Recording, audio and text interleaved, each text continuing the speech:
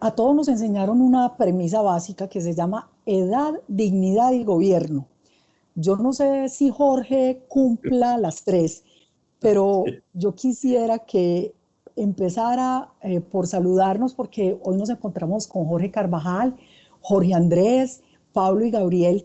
Y bueno, preséntense y qué rico este espacio de amigos nuevamente conversando alrededor de un tema tan apasionante como la economía del tiempo.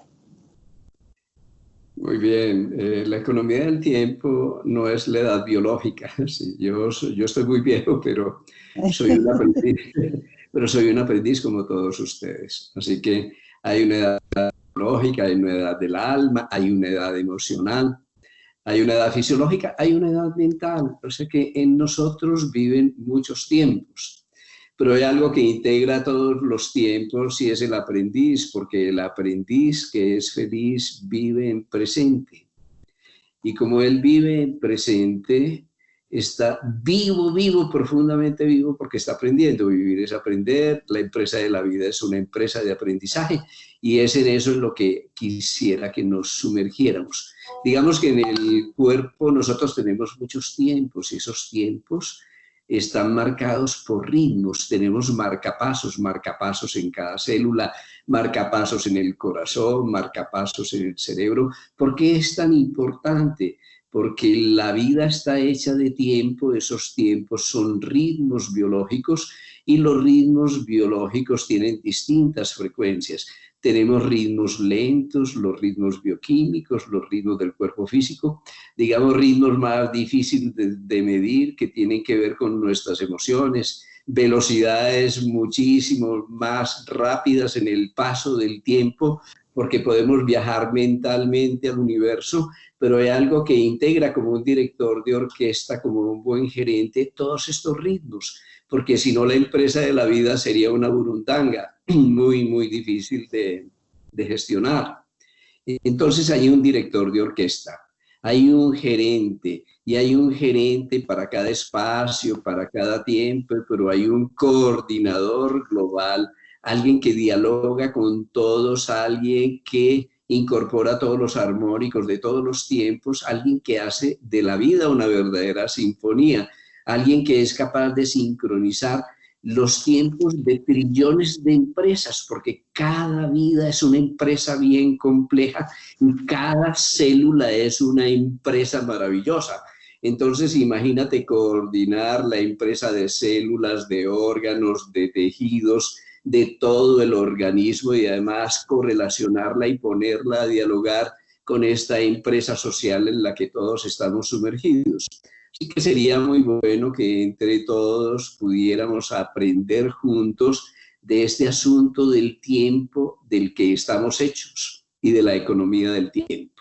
Cómo ahorramos tiempo, cómo ganamos tiempo, cómo comprendemos que el tiempo es oro, cómo sabemos que nuestro espacio es la forma como se va haciendo explícito el tiempo, cómo podemos restaurar los ritmos, la armonía, la coherencia, esta comunicación que está hecha de distintos tiempos y de distintas frecuencias, cómo puedo armonizar los tiempos de mis distintos órganos de los sentidos, porque el ojo tiene un tiempo más de una frecuencia mucho más alta que el oído y a su vez el oído una frecuencia mucho más alta que el tacto, que todos los sentidos.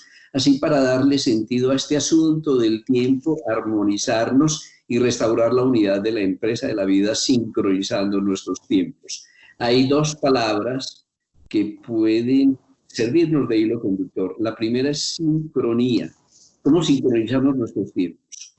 ¿Cómo nos actualizamos y llevamos todos nuestros tiempos diferentes al presente, donde se pueden unir todos armónicamente? Y el segundo lugar, sintonía. ¿Cómo entramos en la onda del presente? ¿Cómo nos sintonizamos? ¿Cómo nos podemos comunicar armónicamente para facilitar todo este proceso de la economía de la vida, que también es una economía de tiempo y una economía de información?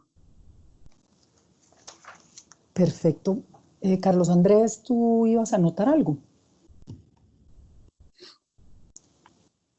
Estás en mute, Carles. Perdón, ya. Ya. Sí, yo creo una de las costumbres que tenemos que tomar de prender y apagar el micrófono, pero bueno. Sí, a mí me parece que la introducción nos lleva a pensar en el tiempo. En la última conversación que tuvimos entre amigos, como la hemos denominado, pues trabajamos o orientamos un poco la conversación alrededor de la vulnerabilidad vista como una fortaleza. Hoy digamos que la línea central de esta conversación va a ser el tiempo y la armonía de los tiempos, ¿cierto? Porque el tiempo es finito, ese es un punto importante, el tiempo es finito y cómo se armonizan los diferentes tiempos, porque la armonía es fundamental, el equilibrio es fundamental, la armonía es fundamental.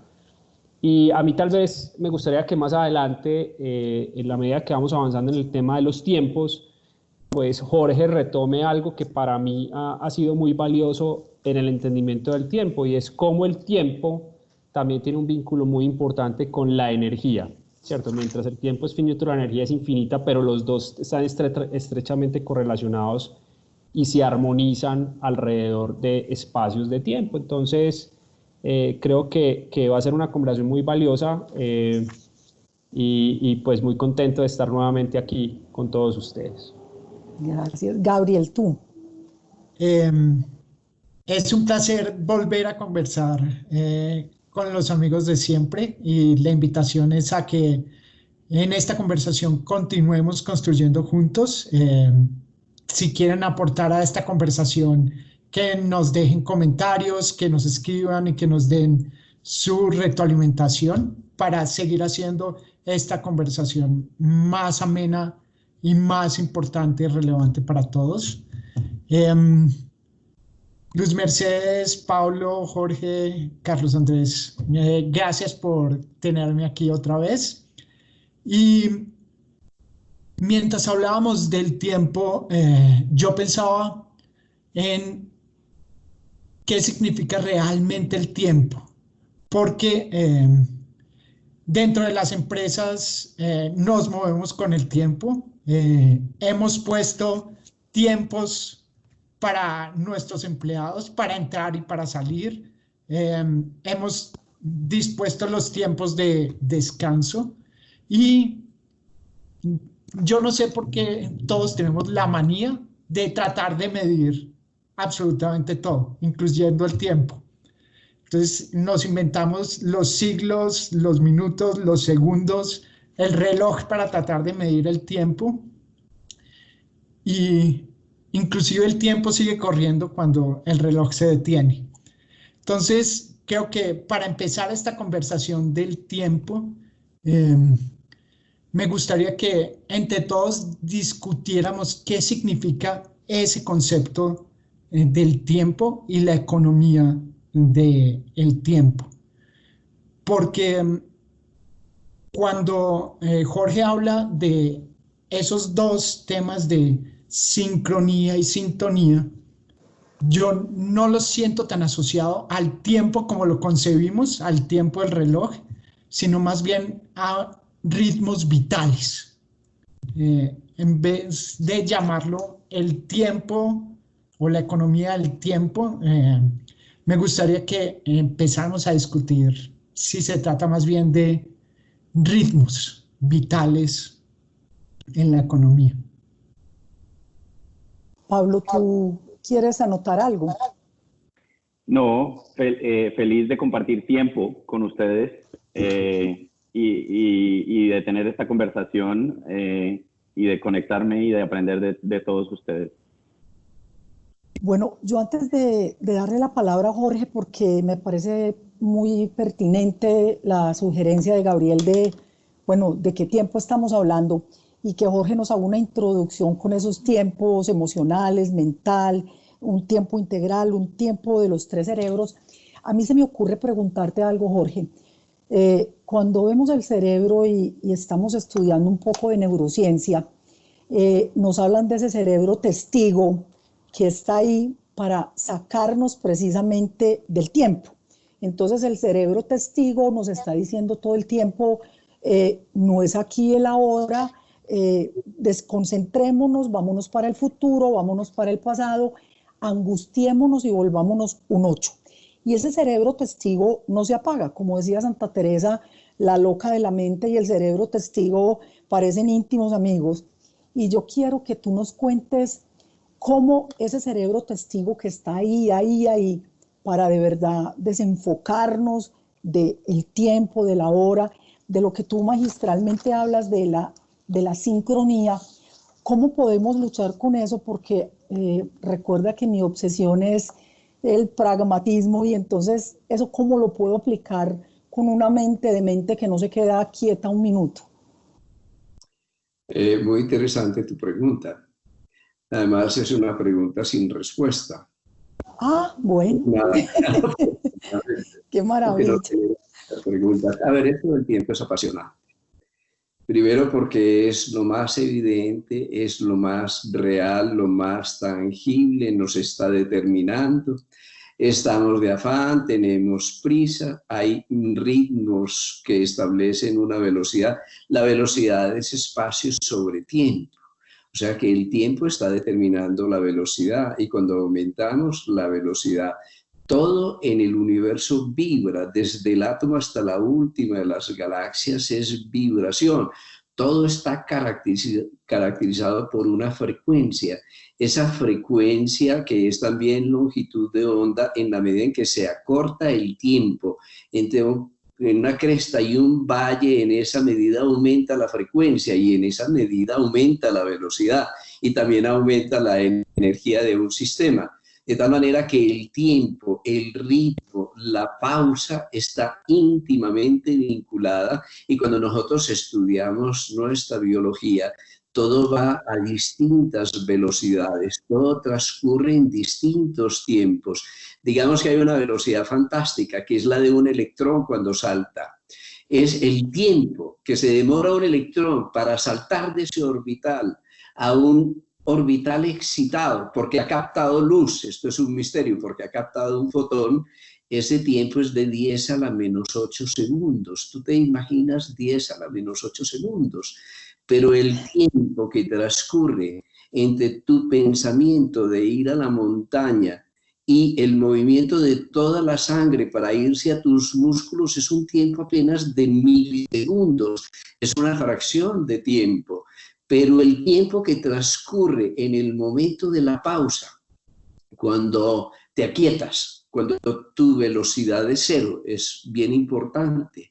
Cuando tu velocidad es cero, entonces el tiempo se vuelve infinito, ¿sí? Es decir, que tú entras en un momento de no tiempo. Por eso yo te digo, esto es muy tangible, porque lo podemos medir en frecuencias, lo podemos medir en ritmos, lo podemos medir en el transcurso de la historia, edades, eras enteras, lo podemos medir en el ciclo circadiano. El sol ocupa exactamente su lugar en la mañana y al anochecer, delimitando un tiempo de 12 horas y esos 12 horas están grabadas en nuestra biología, están determinando nuestros ritmos, pero si tú le preguntas a un sabio qué es el tiempo, dice, el tiempo no existe. El tiempo es el movimiento de la conciencia. Lo que se mueve no es el tiempo, lo que se mueve es la conciencia. Y cuando la conciencia se aquieta, nosotros entramos en ese territorio del infinito. Por eso yo quisiera concretarlo, porque el tiempo, el espacio, la energía, la conciencia son indefinibles, es decir, que para mí son condiciones del universo, digamos que son diferentes, muy difíciles de definir o muy difíciles de delimitar, pero vamos a verlo por sus manifestaciones, cómo se manifiesta el tiempo en nosotros. Porque obviamente si el flujo intestinal, el peristaltismo, el movimiento peristáltico es muy rápido, tienes diarrea, y si es muy lento, tienes estreñimiento. Y si el corazón va desbocado, tienes taquicardia, ¿sí? Y si va muy lento, tienes bradicardia, a lo mejor te tienen que poner un marcapasos porque tu propio marcapasos no funciona. Pero si tú tienes tu mente acelerada, estás en la loca de la casa. Y si la tienes demasiado lenta, a lo mejor estás deprimida, ¿no? Así que siempre nosotros tenemos un tiempo que es el gran tiempo, el tiempo de la sincronía, el tiempo de la sintonía, el tiempo de la coherencia y de la resonancia interna en que tú alcanzas unidad.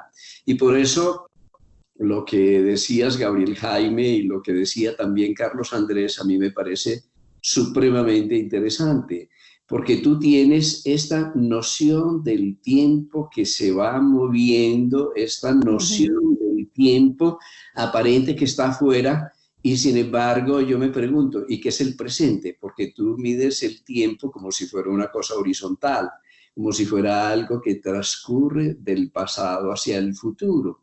Y hay personas que viven en el pasado y añoran el pasado. Y su visión del mundo es como si tuvieran un retrovisor para mirar hacia atrás, ¿sí? Y hay personas que viven en el futuro, pero hay personas que de pronto se encuentran con el presente, con un tiempo cero, con ese tiempo que el poeta definía muy bellamente diciendo: un instante antes del segundo siguiente somos eternos. Mira cómo estamos en conexión con un tiempo que no es horizontal, que no es el tiempo del reloj, ¿sí?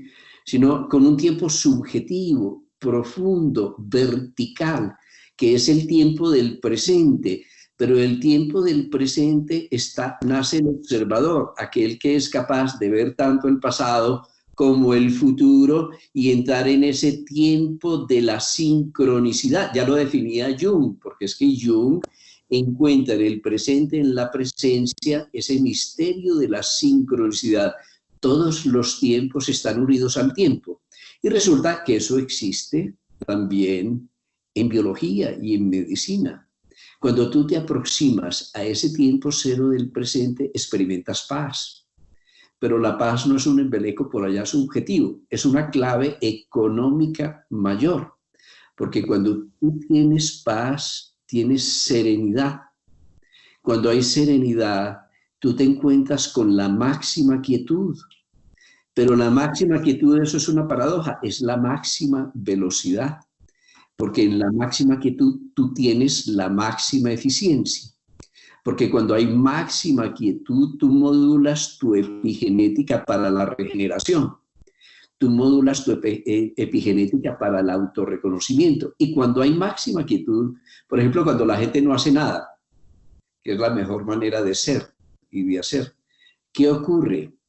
Que disminuye el consumo de oxígeno en todo el cuerpo, salvo en una sola parte, es el lóbulo frontal. Allí aumenta la circulación y aumenta el consumo de oxígeno. Quiere decir que cuando no hacemos nada, aumenta la actividad del gran gerente sincronizador y ordenador de la empresa de la vida, que es el lóbulo frontal. Entonces, el tiempo del lóbulo frontal es el tiempo profundo, el tiempo intenso, el tiempo subjetivo, el de la persona o personalidad, el tiempo del presente y la presencia. Y obviamente cuando estamos en la loca de la casa, nosotros perdemos contacto con el lóbulo frontal y perdemos contacto con el presente. Entonces no estamos en nosotros. ¿Y por qué no estamos en nosotros? Porque estamos en el pasado, en la programación del pasado, y vivimos de memoria y nos repetimos como autómatas, o estamos en el futuro y nos negamos el presente, la presencia y la gerencia de la empresa de la vida. Y si estamos en pasado o en futuro, pues estamos en reacción de ataque o en reacción de huida, nada más. Que ese es un tiempo lento, un tiempo primitivo, un tiempo arrítmico, un tiempo que no nos lleva a la adaptación, sino a la supervivencia.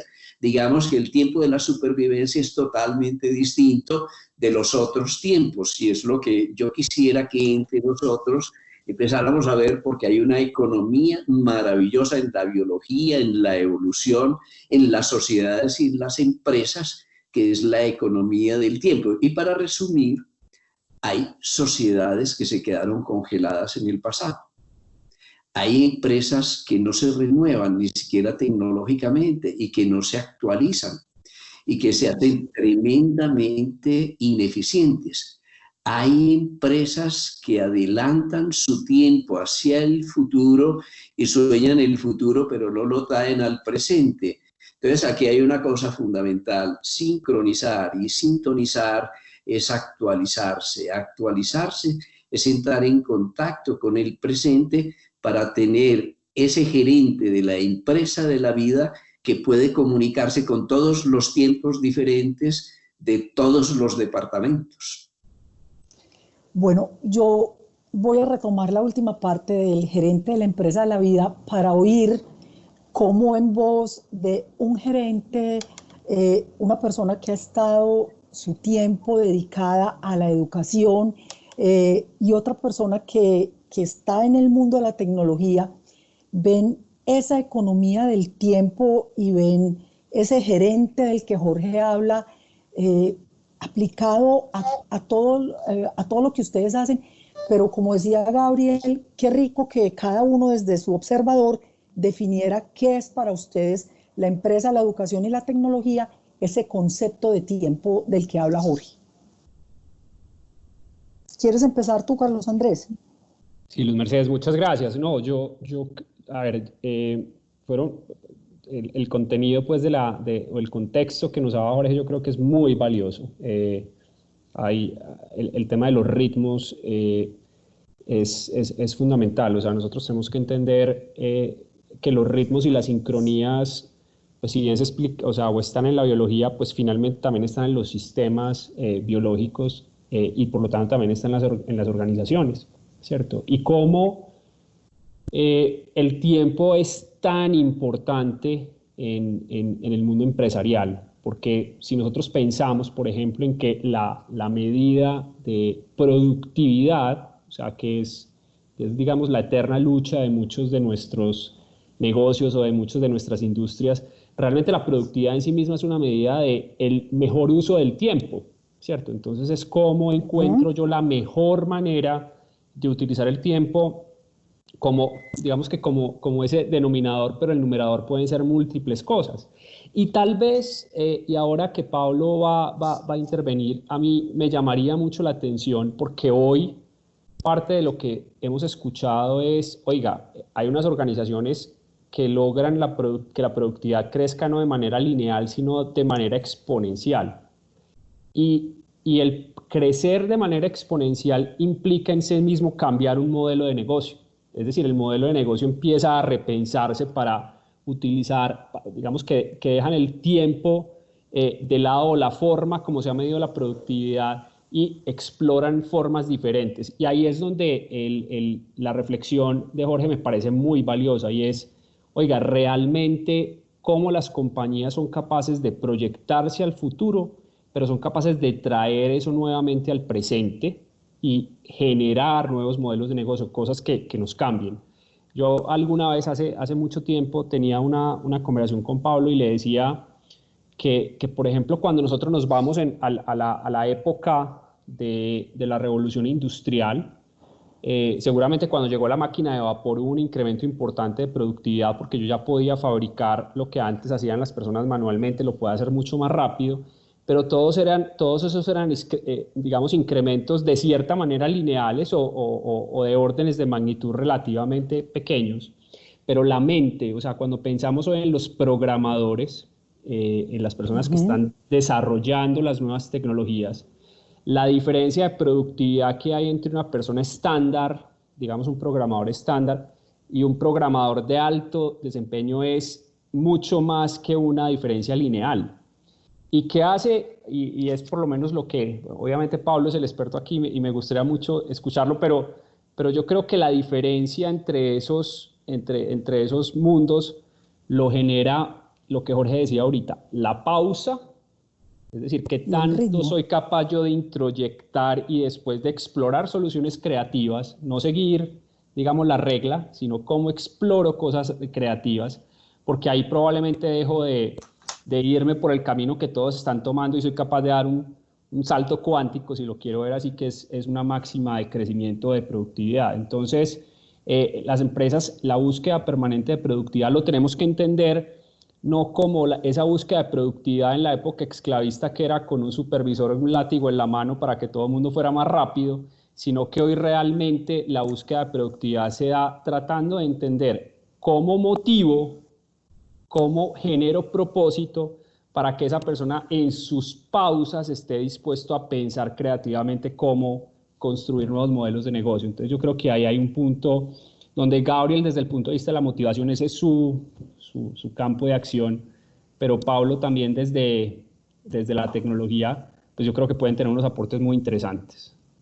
Y yo quisiera que los que nos acompañan escucháramos a Pablo, porque me parece un símil perfecto cuando Carlos Andrés dice, dimos un salto cuántico. ¿Qué piensas tú del tiempo y de ese salto cuántico del que habla Carlos Andrés? Bueno, no, es una pregunta muy interesante, en especial cuando uno lo mira desde el punto de vista de tecnología, ¿cierto? Porque digamos que para mí, inclusive, o sea, recortes de tiempo por el uso de tecnologías han pasado toda la vida. O sea, inclusive el día que alguien se montó en un caballo y logró llegar a caballo a un sitio, recortó su tiempo de transporte. Y después vinieron los carros y los aviones y lo recortaron más, y después llegó el internet con videochat y lo volvió cero, porque estamos en este momento juntos sin tener que salir de nuestras casas. Luego, todo esto son cambios de tiempo, pero yo lo miro como son cambios de tiempo. Me libera un tiempo que ahora lo puedo utilizar en algo más, y la pregunta clave es en qué lo utilizo, ¿cierto? Digamos que hablando en el tema de reinvención, una de las cosas que yo pienso mucho es casi que la única manera de reinventarse es asumir que voy a botar un poco de tiempo. Porque no sabes, luego en el fondo el casi resultado. que es lo más contraintuitivo, estoy pensando en inglés, porque lo que necesitas es casi que darle tiempo a alguien para que vaya y explore cosas en las cuales la mayoría puede que no salga nada, y eso está bien, pero algunas de esas van a ser súper exitosas y van a reinventar todo. Luego tienes que aceptar que va a haber un desperdicio, algo que inclusive se puede ver como una distracción, pero dentro de esas distracciones salen cosas. Por ejemplo, en el mundo de tecnología hay varios casos en donde uno ve cosas interesantes. Google era muy famoso en una época porque le daba a todos los empleados 20% de su tiempo para que hicieran lo que quisieran. No importaba, nadie tenía que saber qué era, y de ahí salieron muchas ideas. Otras compañías utilizan, por ejemplo, hackathons, lo que se llama hackathons, y es, ¿sí? tiene 2 o 3 días para que la gente haga lo que quiera, y después vamos a presentarlos, y muchas de esas ideas se terminan volviendo productos súper exitosas. Luego esa posibilidad de dar el tiempo para que el aprendiz, como dice Jorge, controle y intente y cree cosas nuevas que inclusive no tienen que ver con el trabajo directo que tienen, sino con otras cosas.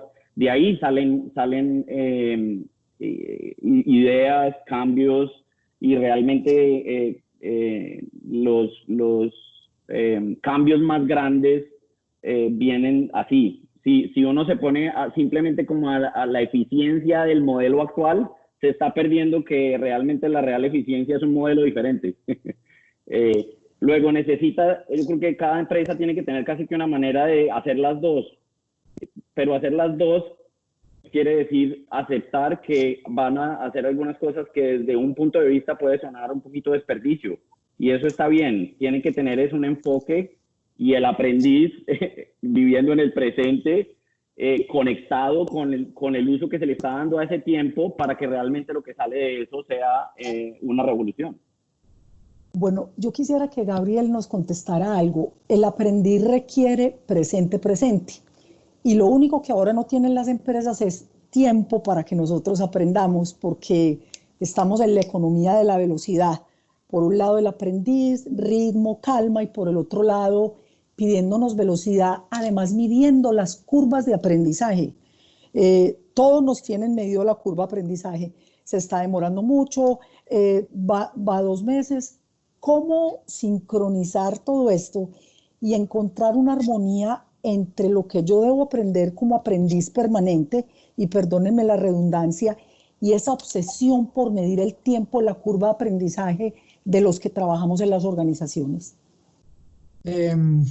Y con ese término de curva de aprendizaje ideal para atar la conversación, porque, y quizás esto es un hecho reciente y tiene que ver con la pandemia que estamos enfrentados. Yo creo que cambió mucho la perspectiva del tiempo para los individuos dentro de las organizaciones y también para las organizaciones. Hoy que la mayoría de la fuerza laboral está trabajando por fuera, han encontrado otros ritmos y otras maneras de medir el tiempo que un empleado le está dedicando dentro de una organización. Yo creo que el concepto de curva de aprendizaje y cómo el aprendiz debe encontrar el tiempo para aprender ha ido cambiando y más en el último tiempo. Hay un reciente estudio de Deloitte que a mí me encanta y descubrieron que el éxito del aprendizaje en el lugar del trabajo está en cómo integrar el aprendizaje al trabajo. Es decir, que no sean actividades separadas, como yo en lo que hago diariamente puedo estar aprendiendo. En últimas es cómo vinculo mis tiempos, mis ritmos dentro de las organizaciones. Y estamos dando más espacio para eso dentro de las organizaciones e incluso más espacio para la pausa. Se puso de moda el mindfulness y ahora todas las organizaciones ofrecen mindfulness cursos y yoga y pilates y cursos de bienestar emocional, porque se dieron cuenta que, o nos dimos cuenta que el ritmo frenético no nos llevaba a tener una mayor productividad, a acortar las curvas de aprendizaje. En cambio, dándole tiempo a las personas y pausas, integrando esos ritmos, estamos logrando ser más productivos. Es difícil no ver el tiempo de manera lineal, porque es la forma en que nos han acostumbrado a verlo. Cuando yo pienso en el lóbulo frontal como el gerente que está gerenciando el presente, y en el rol de un gerente o de un líder dentro de una organización, no puedo dejar de pensar que el líder finalmente es producto de su pasado y también es dueño de su futuro. Y trabajamos mucho en cómo aprendemos de las experiencias del pasado para no cometer los mismos errores, y también nos enfocamos muchísimo como gerentes en pensar cómo se ve el futuro para crear esos nuevos modelos. Pero pocas veces pensamos en el presente, en qué está ocurriendo realmente hoy dentro de la empresa. Y les pongo un par de ejemplos. Cuando yo doy coaching o feedback a un empleado, básicamente le doy feedback para corregir algo que ocurrió en el pasado y para que no lo repita en el futuro, o para que lo mejore para el futuro. Le doy coaching para que él mismo pueda descubrir cómo puede hacerlo mejor en el futuro.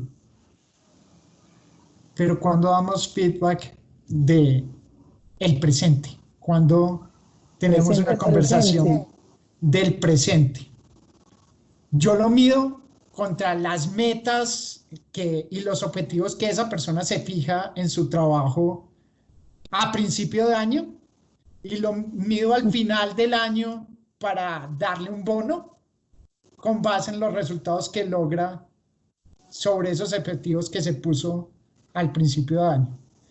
Entonces, creo que si algo nos falta aprender de ese sistema biológico, es cómo realmente un gerente podría enfocarse realmente en el presente para generar cambios exponenciales.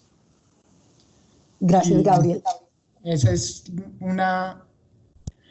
un cuestionamiento que yo mismo me hago en este momento, porque mientras estábamos en la conversación del tiempo, estaba pensando qué significaba el tiempo en el pasado y qué significa el tiempo en el futuro. Así que creo que tenemos mucho que aprender de lo que el cuerpo y la naturaleza ya saben.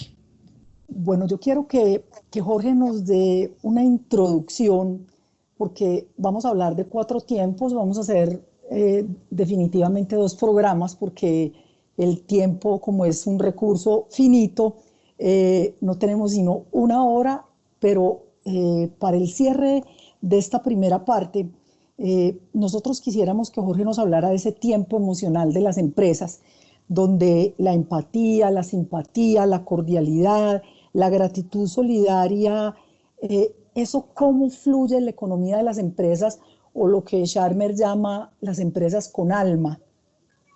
¿Cómo ves tú ese tiempo?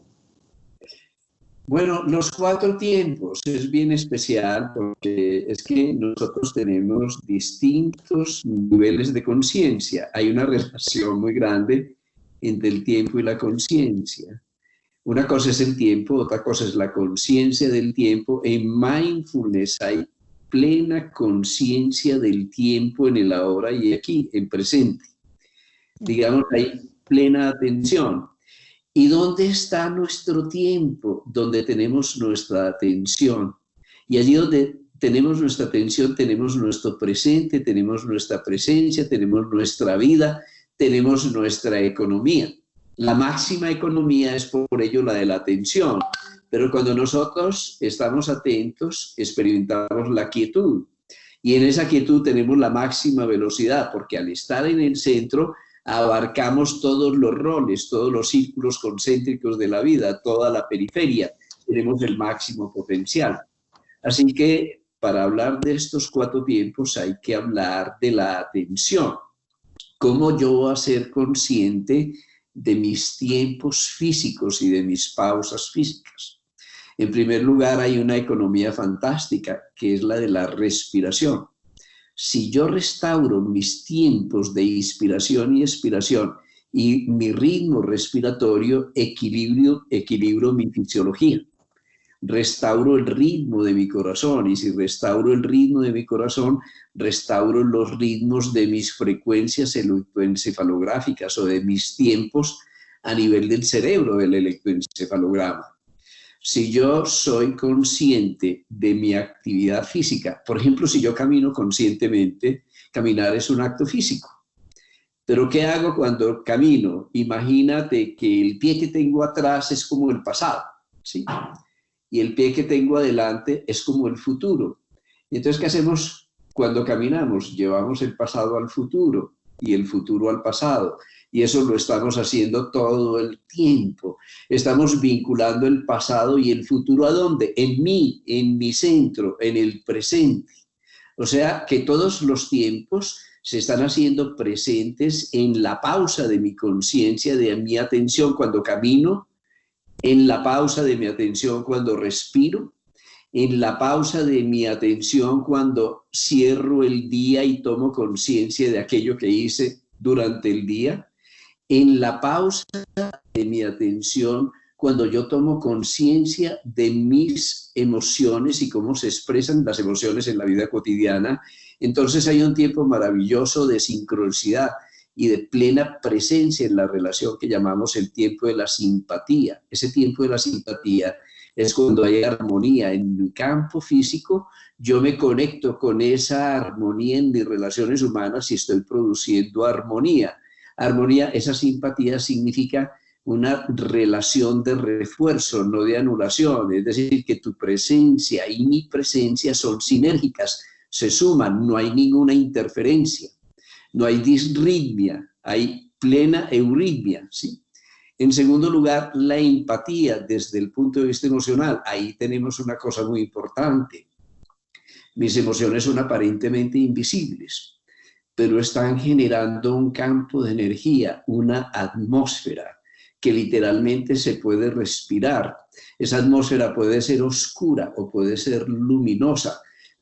Esa atmósfera la respira mi hijo, mi hermano, mi compañera, mi empleado, ¿sí? Mi jefe. Es decir, que la gente está respirando tu atmósfera emocional. Y esa atmósfera emocional relacionada con la empatía es resonancia armónica en el plano emocional. Y cuando hay resonancia armónica en el plano emocional, porque yo he logrado superar, y ese es el aprendiz que está atento, las lecciones del temor, y he aprendido las lecciones del temor, que es confianza y seguridad. Es que el temor también es un proceso de aprendizaje.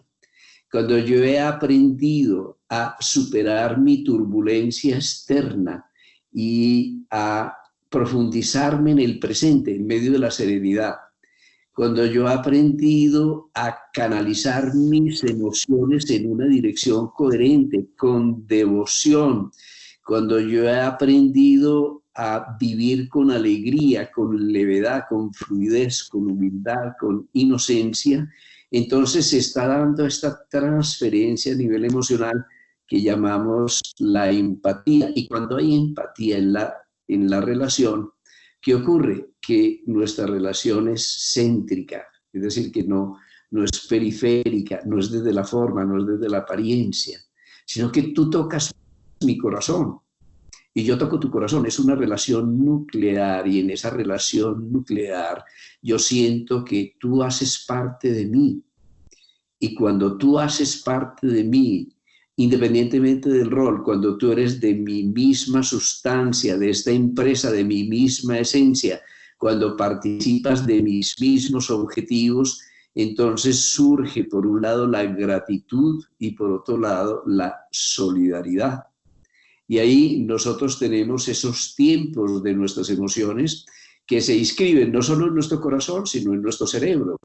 Porque en nuestro cerebro nosotros tenemos el tallo cerebral, un tiempo de los automatismos, un tiempo para controlar el ritmo cardíaco, el ritmo respiratorio, los ritmos gastrointestinales, la presión arterial, todo esto que también son procesos rítmicos. Luego tenemos el cerebro límbico, que es extraordinario, es nuestra inteligencia emocional. También tenemos tiempos emocionales. Y cuando esos tiempos emocionales se pueden sincronizar, y hay centros cerebrales cuya función es sincronizar y sintonizar todos los tiempos emocionales, entonces nosotros tenemos la pasión por la vida, la pasión para seguir una meta, y esa pasión se comunica al lóbulo frontal, es decir, que la inteligencia emocional va a alimentar nuestra inteligencia cognitiva, y esa inteligencia cognitiva va a establecer el plan de la vida, el plano de la vida, pero que está basado en la sincronización de todas esas realidades físicas, emocionales y mentales. Si nosotros lo viéramos en una empresa, por ejemplo, y pudiéramos sincronizar los tiempos, actualizar, de tal manera que haya departamentos con distintas funciones, pero el mismo espíritu, el mismo tiempo sincrónico los reúna a todos como un solo organismo, en ese momento la empresa, como la empresa de la vida, tendría el máximo rendimiento, la máxima eficiencia, pero no a costa de la vida. Es decir, la tendría con el mínimo desgaste. Eso quiere decir que los resultados objetivos estarían sincronizados con los resultados subjetivos, porque yo puedo decir, estos son los resultados de la empresa. ¿Y cuáles son los resultados en la familia de los empleados? ¿Cuáles son los resultados en su salud, en sus relaciones humanas, en su nivel de felicidad? Que ese nivel de felicidad es un termómetro de su aprendizaje, en su capacidad de estar presente y renovarse permanentemente. Así que yo diría que una economía que se actualiza, una economía que se renueva permanentemente, una economía que se sincroniza, en ese sentido que se actualiza, pero sobre todo una economía en la que todos están en sintonía, el consumidor, el inversionista, el gerente, el staff de la empresa, los empleados, el barrendero y todos hacen parte de un solo organismo que tiene un tiempo sincrónico. Entonces creo que la economía de las empresas de la vida, la economía de la vida, estaría al mando de la economía de las empresas, es decir, que aprenderíamos de la empresa más exitosa en la evolución que ha sido la misma vida. Yo le quisiera hacer una pregunta a los de las empresas, porque generalmente las empresas hablamos de círculos viciosos y círculos virtuosos. Y cuando Jorge dice, mis emociones están en silencio, pero gracias a las neuronas espejo y gracias al poder que tenemos casi de leer la mente del otro, porque eso es ciencia, yo te leo perfecto la empatía o la antipatía que te genero. Vamos por las empresas como un poquito caminando de lado y no dándole mucha importancia a esto que es el eje central, porque imagínense una empresa sin tiempo emocional, lo que decía Jorge. Entonces, ¿dónde están los logros colectivos? ¿Dónde están todos caminando hacia un mismo objetivo? Y las empresas indudablemente se parecen a quien las dirige. Entonces, no es solamente el gerente, sino cómo esos gerentes se rodean de líderes que no sean tóxicos y están en capacidad incluso de marginarlos en un momento dado, porque eso es responsabilidad social con la gente que los rodea. Entonces, ¿cómo esa economía, ese tiempo emocional, ustedes la ven transcrita a las empresas y tú como Pablo ves desde la tecnología si eso también hace sentido? Quisiera empezar por Gabriel, que me contara un poquito de ese tema, para ya cerrar esta primera parte del programa. El tiempo emocional y la empatía, yo creo que fue descartada dentro del aprendizaje organizacional mucho tiempo y fue dejada de lado, y creo que de eso discutimos un poco antes con Carlos Andrés, y es básicamente porque era difícil probar los resultados que tenía invertir en que nuestra gente estuviera mejor emocionalmente. Hoy ha cambiado radicalmente y hoy ya estamos haciendo inversiones para que cada persona pueda desarrollar su máximo potencial, y eso está anudado profundamente con el estado emocional de las personas. Tú mencionas las neuronas espejo y cómo leer la mente con las neuronas espejo. Las neuronas espejo, más que leer la mente, lo que hacen es permitir una sincronía de esas emociones y de lo que está sintiendo el otro. Sí, una empatía total. Lo que yo me refiero a leer la mente es entro al mundo del otro a través del corazón. El corazón y las emociones del otro y qué puede estar sintiendo el otro. Y a mí me gustaría utilizar el término de neuronas espejo como la posibilidad que tiene un gerente de reflejar en su equipo de trabajo las emociones y el estado emocional que requiere. Como un gerente puede ser una neurona espejo para el resto de su equipo de trabajo. Cuando un gerente no tiene esa capacidad emocional de ser empático, no puede pretender que los que lo rodean sean empáticos. Si un gerente no camina y no se sincroniza con la empatía, no puede pretender que la empresa sea empática. Así que uno podría hacer el ejercicio de tratar de cambiar a todo el mundo para que fuera empático, para que tuvieran esa misma sincronía, pero creo que el ejercicio debería empezar por cada uno, por nosotros mismos como gerentes dentro de las organizaciones. Quizás podemos generar una reacción en cadena para que de onda, la gente efecto de onda, respire esa misma atmósfera que nosotros estamos creando y que es la que estamos buscando. Carlos Andrés, ¿tú qué piensas de eso? Estaba escuchando a Gabriel y se me vino, o sea, digamos, fue imposible que no se me viniera a la cabeza la frase de la que tanto hablamos en la sesión pasada de la vulnerabilidad es mi fortaleza. Porque yo tal vez crea que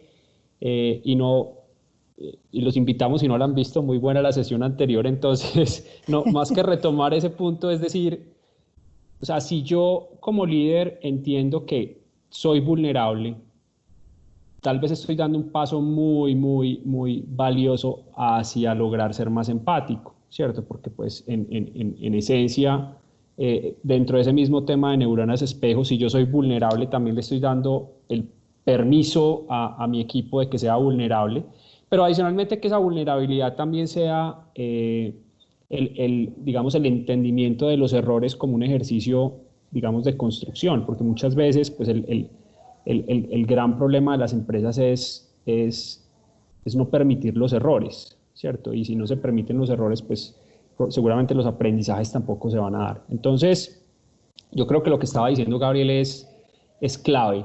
Y me preocupa muchas veces cuando uno observa compañías donde responden más supuestamente a palancas que pueden mejorar los temas emocionales de la compañía o los tiempos emocionales de la compañía, como lo que ahorita mencionábamos, el mindfulness, el yoga, los pilates, etcétera, etcétera. O sea, hay una cantidad de cosas, pero que realmente la compañía lo está haciendo para responder reactivamente a digamos, a una presión externa y no realmente con el objetivo de construir al interior de la compañía, ¿cierto? Y ahí es donde, y uno lo ve, o sea, uno sabe que compañías están desconectadas, uno llega a una compañía a visitar y uno desde que entra a la compañía sabe si esa compañía realmente la atmósfera, como decíamos ahorita, es una atmósfera agradable o no, independiente. Es que eso se transpira.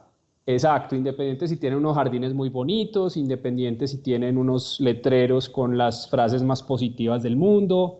No, o sea, yo creo que incluso compañías que no tienen todo eso, pero donde realmente hay una preocupación por las personas y logran que las personas lo transmitan, generan un ambiente incluso mucho más agradable que quienes tienen la opción pues de poner los jardines zen y poner los salones, ¿cierto? Yo creo que como que no recorremos las etapas que son, porque a veces queremos ir, así como vamos de rápido en las técnicas, queremos ir también así de rápido en lo emocional y en la construcción de cultura, cosa que es imposible. O sea, la cultura se construye con un proceso y eso no puede, o sea, uno no puede pretender implantar la cultura porque simplemente por decreto se hizo. Entonces, me parece muy valioso la reflexión que hace Gabriel porque si esa parte emocional, esa parte empática, hoy yo creo que no hay duda, o sea, probablemente cuando Maslow empezó con sus cosas, todavía generaba ciertas dudas o ciertas preguntas,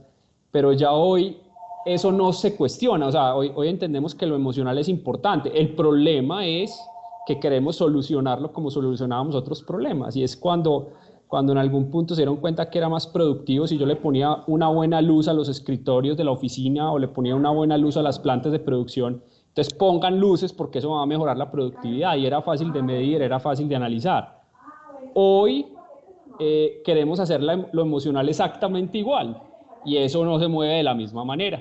Entonces yo creo que ahí tenemos todavía mucho por aprender. Yo antes de darle la palabra a Pablo y que Jorge cierre esta primera parte, voy a decir una frase con todo el respeto y el irrespeto que me invoca, porque llevo más de 20 años haciendo coaching ejecutivo. Yo conozco los mejores cirujanos plásticos de gerentes de las grandes empresas. Son empresas cosméticas, entonces todo es artificial. Entonces está de moda tal cosa y uno encuentra gente sin propósito, sin sentido de pertenencia, gente opaca, gente que no brilla. Y entonces por eso me enamora, si cabe la palabra, esto de los 4 tiempos y sobre todo el tiempo emocional, porque si esto no se hace genuinamente, como toda la cosmética, se cae. Entonces, si uno se vuelve adicto al Botox, pues hay que ponérselo, yo no sé cada cuánto, pero eso se cae, pero lo esencial no se cae. Por eso es que estas empresas con alma, eso se transpira. Pablo y Jorge, para cerrar esta primera parte del programa. No, digamos que yo estoy muy de acuerdo con todo lo que dijo Gabriel y Carlos Andrés. Digamos que desde el punto de vista de tecnología, lo que estaba pensando mientras los oía es las herramientas de tecnología nos han acortado mucho esas distancias, como lo estábamos hablando antes, pero a la vez ha hecho más fácil no tener esa empatía y esa resonancia. Muchas veces, si un trabajo lo puede hacer, puede uno conocer a una persona muy de cerca porque se ha intercambiado emails o mensajes, pero ni siquiera conoce a la persona, no la ha visto, y con eso es más difícil a veces como construir esa empatía. Y yo creo que eso lo que hace es que lo que hablaban Carlos Andrés y Gabriel y tú, Luz Mercedes, de que sea pues algo que sea un ejemplo de los líderes de las empresas, pero yo iría casi que un poquito más allá, y es por el hecho de que en algunos casos es muy fácil, como quien dice, no tener esa empatía por inclusive no conocer a las personas en persona, o solo lo conozco en videochat, etcétera. Creo que es todavía más importante ser explícito y tener conversaciones, dedicar parte de su tiempo a hablar al respecto y hacer explícito el hecho de que eso es algo que se quiere, y casi que poner un poquito las reglas del juego de que la empatía y la colaboración es una expectativa de la empresa. Muchas veces lo hacemos implícito, lo cual lo hace como no tan claro. Y creo que el ejemplo es clave. Hacerlo explícito y tener conversaciones al respecto es importante, y que la gente pueda inclusive tener conversaciones al respecto de ese tipo de cosas que muchas veces no queremos hablar porque estamos muy enfocados como en la parte física o la parte del negocio, pero no hablamos de la parte emocional, y tener espacios para eso creo que es inclusive más importante, teniendo en cuenta que cada vez el hecho de moverse rápido, de que no nos conectamos, hace que sea más fácil perderla o no tenerla. Bueno, Jorge, permítame hoy sí decirle doctor. A él no le gusta que uno le diga mucho, pero es que yo se lo digo con todo el respeto, porque yo quiero que sea usted desde la ciencia, que nos haga un cierre de este tiempo emocional, porque nos quedamos pendientes de ese tiempo mental, de ese tiempo intelectual, del tiempo de los 3 cerebros, pero que haga un cierre, por decirlo así, holístico de toda esta reunión que hemos tenido hoy. Bueno, a ver, mi cierre es primero la gratitud, porque cuando hay gratitud hay fluidez, hay presente, hay presencia, estamos en el corazón, sentimos que la vida es gratis, que el tiempo es gratis cuando lo hacemos interior. Quisiera decir que nuestra labilidad, nuestra gran vulnerabilidad es creer que el tiempo se puede comprar, o se puede ahorrar, o se puede conseguir, que el tiempo es algo que se tiene. Eso no es cierto. El tiempo es algo que se es. Todos los tiempos son tu tiempo, ¿sí? El tiempo de tu empresa, el tiempo de trabajar, el tiempo de dormir, el tiempo de amar, el tiempo de descansar, son tiempos interiores y son tuyos, y cuando sientes que son tuyos, cualificas el tiempo con tu presente y con tu presencia. Entonces estás dentro de ti. Tal vez lo más antieconómico que nosotros podamos concebir en la vida es nuestra ausencia. Y nuestra ausencia es cuando no estamos aquí, adentro, en nosotros, no estamos presentes, entonces no hay presencia y nos relacionamos desde el adorno, desde el maquillaje, desde la periferia. Si yo lo viera desde el punto de vista biológico, hay tiempos maravillosos. El tiempo de la gestación es un tiempo maravilloso y cada trimestre tiene su ritmo, si es maravilloso, si lo estudiamos. Hay el tiempo de la menstruación, que es el tiempo de la luna en la mujer y que habla del misterio del eterno femenino. Ese tiempo es maravilloso. Hay el tiempo del ritmo circadiano que determina la epífisis, la melatonina, y que está marcando buena parte de nuestros ritmos. Tenemos un ritmo circamensual, llamémoslo así, el útero se contrae. Tenemos un ritmo que es cada segundo, es el ritmo del presente, de la presencia, ese es el ritmo del corazón. ¿Y qué ocurre en el corazón? En un segundo que se da entero, se entrega, se rinde, se ofrenda, hace el vacío para poder alcanzar la plenitud. Y eso ocurre una vez cada segundo. Ese es el ritmo de nuestras emociones, el ritmo de nuestra presencia, y la presencia es la evidencia del alma de nosotros, porque el corazón, lo vamos a ver luego, es un resonador que nos conecta con el campo cuántico a través del presente y es el gran generador de energía de nuestro organismo. Pero si nosotros seguimos ascendiendo, nos encontramos un núcleo misterioso en el cerebro, el gran marcapasos del tiempo. Ahí nosotros tenemos las neuronas centrolaminares en el centro del tálamo, que es como el cerebro del cerebro, que tienen un marcapasos cuyo ritmo es a 40 ciclos por segundo. Es decir, que está barriendo constantemente el cerebro en el sentido fronto-occipital rápidamente a 40 ciclos por segundo, y eso está estableciendo el tiempo de la conciencia, el tiempo del presente intenso, que es 12,5 milisegundos. Pero imagínense que uno pudiera ser consciente cada segundo, que uno pudiera ser consciente, bueno, digámoslo siquiera cada día, pero que fuera consciente cada segundo, pero que fuera consciente cada 12,5 milisegundos. Eso es la genuina atención.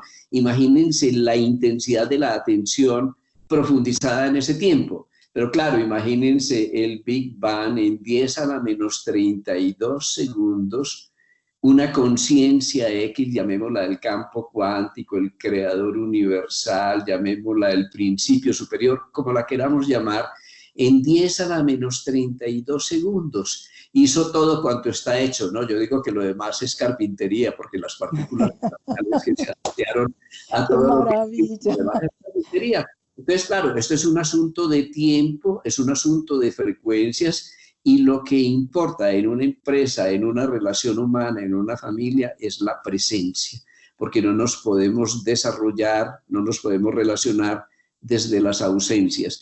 Lo que importa es el ahora, este tiempo intenso y subjetivo y tuyo del que te puedes apropiar, al que puedes cualificar, porque si tú estás ahora, estás aquí. Entonces te conviertes en ese espacio-tiempo maravilloso que siempre se está renovando dentro de ti. Así que el llamado es a eso, porque no entramos en una nueva economía que es la economía de la actitud de aprendiz, porque cuando yo como gerente o como obrero, como esposo, o como maestro, o como jubilado, estoy dispuesto a seguir aprendiendo, estoy entrando en esa economía de la negentropía permanente, es decir, del máximo potencial, el máximo rendimiento, la mínima fricción, el mínimo desgaste y, lo que es más importante, la máxima felicidad. Si nuestra economía no va hacia una realización que incluya la felicidad, todo nuestro éxito, por más importante que sea cuantitativamente, nos va a llevar a la destrucción, y es lo que estamos viviendo en este momento. Bueno, estos 4 aprendices permanentes, nos despedimos con genuina gratitud y genuina admiración por la vida, darnos este espacio y juntarnos. Y en el próximo programa vamos a seguir hablando de esta magia de la economía del tiempo.